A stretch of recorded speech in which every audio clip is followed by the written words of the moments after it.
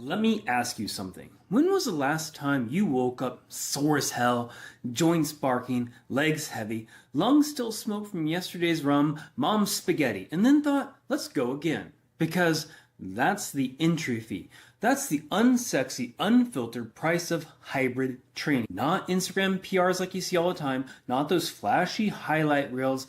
I'm talking about building a body and mind that can throw a sandbag over your shoulder 1 hour and then hammer out hill repeats the next, without whining, without breaking, and without the excuse of, I'm not built for this. Here is a bit of truth for y'all. Hybrid training isn't a trend. It's not new, it's not revolutionary, it's rediscovered.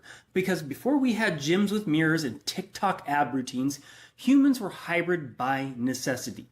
We hunted, we hauled, we fought, we ran, we carried our lives on our backs and didn't complain about DOMs.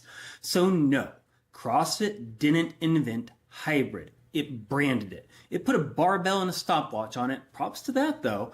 But what we're talking about today is deeper. It's slower. It's forged, not performed. Speed without strength is fragile. And just like strength without conditioning is a heart attack waiting to happen. Hybrid training solves both. But it comes with a catch. You have to show up every damn day. Not to peak, but to keep progressing. So for those who haven't seen it yet on all the different social medias, what exactly is hybrid training? Or maybe a different definition than what everybody else is saying out there, right? So hybrid training gets tossed around a lot these days, but it's a soft label for actually something that's a lot more brutal and primal. The concept has been worn actually by many names over the years. Concurrent training, multi-system development, tactical fitness, cross-discipline conditioning, and even metasystemic training for those who like to sound smart while eating dirt. But no matter what you call it, and yes, metasystemic training is actually a thing, the idea stays the same. Train multiple physiological systems in one body, one mind, one life. Strength, endurance, agility, recovery, grit. It's not about dabbling in everything, it's about mastering the tension between extremes. So forget the buzzwords, this is about becoming a complete, adaptable human weapon. One who doesn't break when the world gets loud. It's like the good intersection of strength and endurance. It's building power without sacrificing stamina. It's about being able to run a 10K and then help your buddy move a couch up 4 flights of stairs without tapping out. Now, this isn't about being mediocre at everything. That's lazy thinking. Hybrid athletes aren't generalists. They're adaptation monsters. They train multiple systems at once, muscular, neuro, cardiovascular, metabolic, and it's not easy, but nothing worth having is. Let's look at a little bit of the science behind all this and why it all fits together. Traditional training focuses on the principle of specificity. Train one thing, get better at that thing. Runners run, lifters lift, swimmers swim. Makes sense, right? But your body doesn't live in a lab. It lives in chaos with kids, deadlines, gut punches from life. So why not train for adaptability? And studies actually show that concurrent training where you blend that endurance and resistance work can increase mitochondrial density, VO2 max, power output, and even cognitive function. Lifting and running might actually make you smarter. Your brain needs oxygen too. Sometimes I don't like to give it that much though. The catch, though, is interference. And that's the boogeyman hybrid critics love to bring up. If you lift and run, you won't get strong. Cool story, bro. However, that's only true, and can be true, if your training is trash. With the right sequence, intensity control, and recovery strategy, you need all three, it's a trifecta, you can absolutely build muscle and endurance at the same time. The key is intelligent periodization. Not mindless masochism that a lot of people like to program. Here's what I mean by that. You shouldn't be maxing out your deadlift on the day you're also running hill sprints. You shouldn't be chasing fatigue, you should be chasing adaptation. And sleep like it's your job and eat like a grown-up, not like a toddler. Even though my toddler eats sushi. Most people don't need more volume. They need more discipline. They need to show up, shut up, and put in the work, especially on the work days they don't feel like it. Because consistency on all this will beat everything. Every flashy program, every supplement set, every biohacked sleep pod you saw on a podcast. The progress in this will be boring, but it'll be worth it. It's a day after day of small wins that no one claps for. It's building a body that functions under fatigue, that shows up when it hurts, that doesn't need motivation to move. And that brings us to the one bit of hybrid training that needs to be pushed more than anything else these days, mental toughness, that resiliency. neurological adaptation that we can carry over to every aspect of life. You don't get that from a quote on a t-shirt. You're going to earn it from the rep by rep, mile by mile. That is the boring progress we talk about a lot. When you keep going long after your brain tells you to stop. And the hybrid training is a masterclass in mental grit. Why? Because it demands you to be comfortable or uncomfortable in many different ways. Heavy lifting and high heart rates, technical movement and relentless pacing. You're never ready, and that's the whole beautiful point in all this. Now, here's the practical bit I know we all want to get down into, and for those that are chasing that hybrid edge these days. One thing you need to focus in on more than anything else is how to structure your week. Split your days, alternate intensity. Think like an engineer when you're developing this program.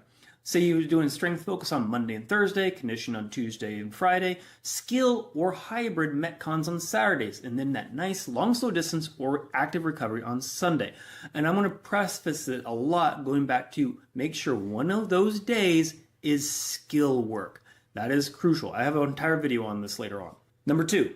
Prioritize recovery like it's your PR. I have another video on this too. Go check it out. So if you're not sleeping 7 to 9 hours, hydrating, eating like an adult, not a TikTok gremlin, you're leaving gains on the table. Your recovery isn't a luxury. It's fuel to dive back in the next day. Number 3, embrace progression, that boring drive forward.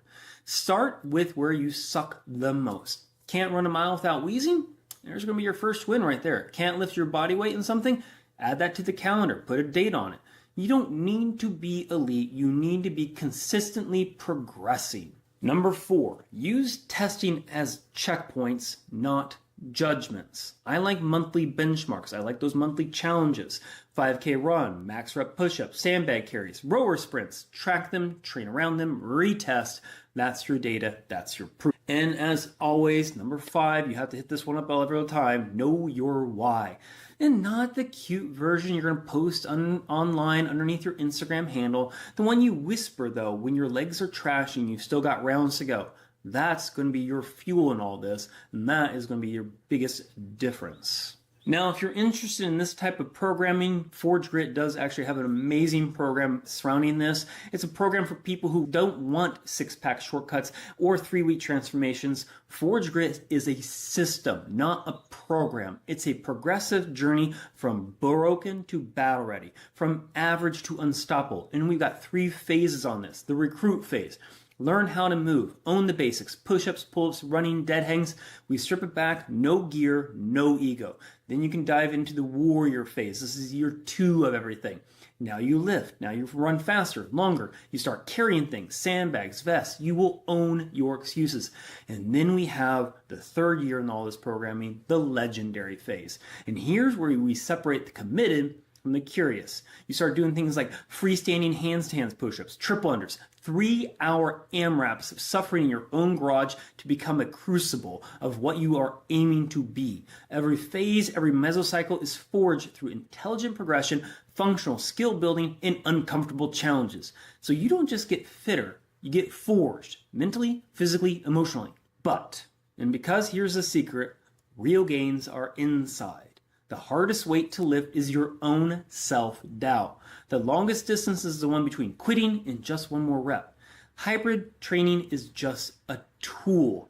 Forge Grit is a system, but you are the weapon. So if you're still here watching this at this point, you're not here for comfort. You're here because something inside you knows it's time to stop half-assing your potential. It's time to train like your life depends on it, because most days it actually does. And yeah, some days you'll suck. Some days you'll regress. Some days the bar will win. The hill will win. Your own damn mind will feel like it's turned against you. Good. That means you're in the fight. That means you're not running from discomfort. You're inviting it in. Because in the end, we don't rise to the level of our goals. We fall to the level of our systems. And Forge Grit is a system built for the long haul. For those who refuse to be average. For those who want to outlast, outfit, outrun, and outsuffer the person they were yesterday. So what's next? What's next for you right now? Choose. You build, you train, you recover, you repeat day after day. No shortcuts, no handouts, no hype. Just you, the bar, the road, and the voice inside that says, keep going.